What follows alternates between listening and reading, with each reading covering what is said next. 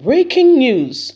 Buhari says the main reason Nigeria is unsafe is Igbo group. That's why they have done something to make it look like it's IPOB or is the indigenous people of Biafra, and even the governor of the state is saying it's not Biafra, it's not IPOB. Remember, Femi Fani-Kayode told Nigerians Buhari is attributing every insecurity in the country to the Igbos. Femi Fani-Kayode said Buhari, they formed APC together. He said Buhari said some very disturbing words to him that he will repay the Igbos. And you can see the tenacity, the energy, and the zeal with which they, anything comes from the east, they fight it to the very end. In fact, kill as many as possible, no questions asked. Why? There is more to it. Please don't forget to give us a thumbs up, subscribe if this is your first time. An Igbo group has hugged all the blame for the security crisis in Nigeria on President Muhammadu Buhari, saying his policy of sectionization, nepotism are full of, and support for killer headsmen breed the crisis going on in the country. Much more than any other previous Nigerian leader, Buhari has demonstrated an unprecedented insensitivity to Nigerians' diversity, disregarded constitutional provision for federal character, disregard public opinion like never before, demonstrated numerous aloofness and enthroned nepotic sectionization injustice like never before in the country. The Igbo group initiatives have called up to say this has to come to an end. The group, with members in diaspora, urged President Muhammadu Buhari to urgently declare the state of emergency on security and constitute all-inclusive government of union of national unity to tackle what is called the national drift to war. This also called on the president to reconstitute the appointment of security chiefs and command in the police and military to reform the national character. So this is what is going on. We, the Igbos, have called on Muhammadu Buhari with our brothers and sisters in diaspora after observing the growing insecurity in our country, rising from the general insecurity across the land. Recently, in Ebonyi State, over 16 people were massacred in cold blood by rampage killers, herdsmen, and another bizarre proactive action of impunity in Anambra State. Heavily armed security men, insurgents, stormed Professor Soludo's campaign venue and killed several security forces. In Imo State, prison break, and many more things orchestrated. We feel strongly that there are people behind this, all because of the agitation of Biafra, which is tending towards Nigerian government inviting what we call a civil war, another one. There is no time of living memory in the nation that this conflict of interest has risen widespread like never before. The chaos and the conflict caused in this country is one thing that has been led by the government of today. There is so much insecurity in the north, yet nobody pays attention to the gruesome murder going on with Nigerians.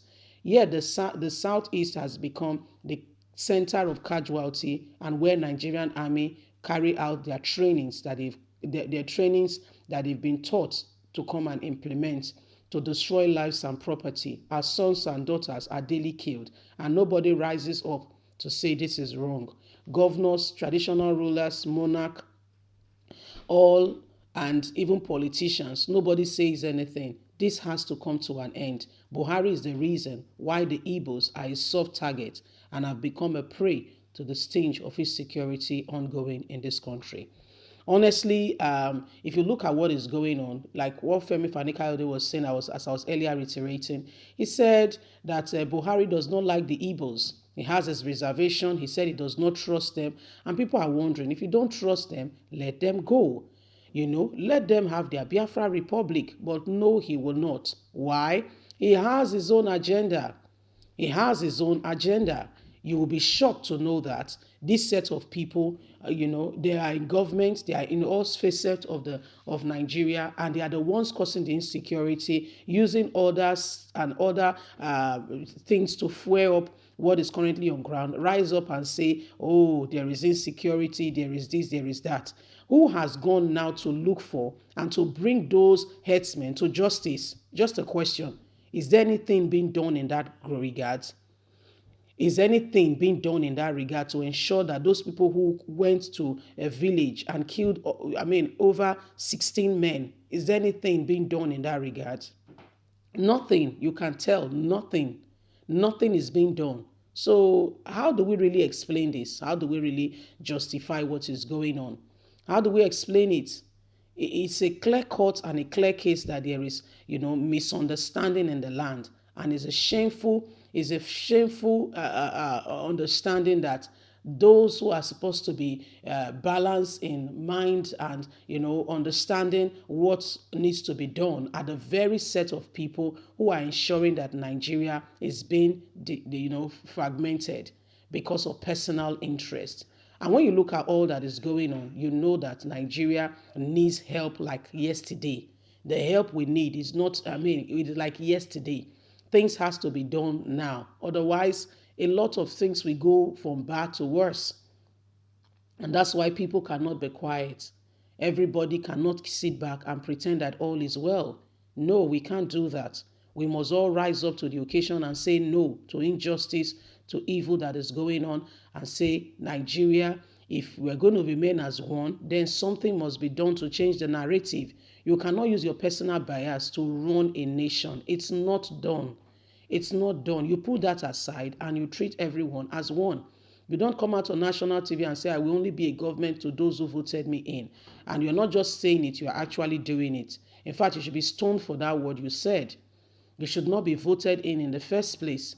It shows that this set of people, they are the ones destroying this country this country today. And they will do everything humanly possible to ensure that Nigeria is fragmented. And that's why Nigerians know keeping quiet and pretending that all is well. All is not well. No way, all is not well. All is not well. So I don't know what to say, but I just want to say it out there. If whatever we are fighting for, whatever we believe, we must continue in that line to ensure that there is security, there is safety of lives and property. If we continue to pretend like all is well and allow these people to go in their own track, before you know it, Nigeria will be going to the doors. So it is what it is, but we all need to rise up and say no to constant oppression and harassment. Leave us a comment. God bless you. Bye for now.